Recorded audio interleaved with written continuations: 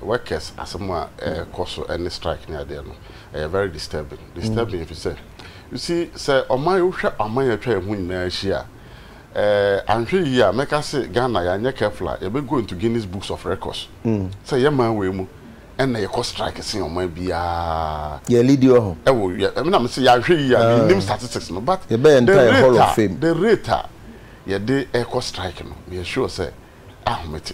So oman bia e oman for no in the build nation. Na me gidi say your workers leaders mo. However their legitimate concerns are no. Me strikes no adoso. Especially me who be medical officers. At the risk una I say yen adwuma providing very critical essential services for the nation.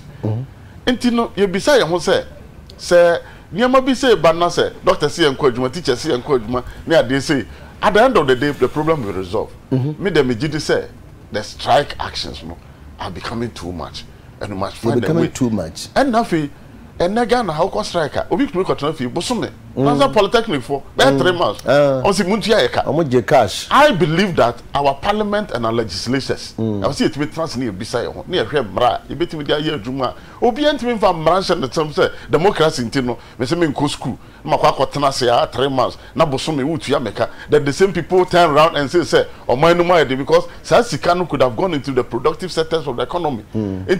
This pension issues the relevant authorities and government is what responsibility. It's a greater responsibility because also to protect the interests of workers.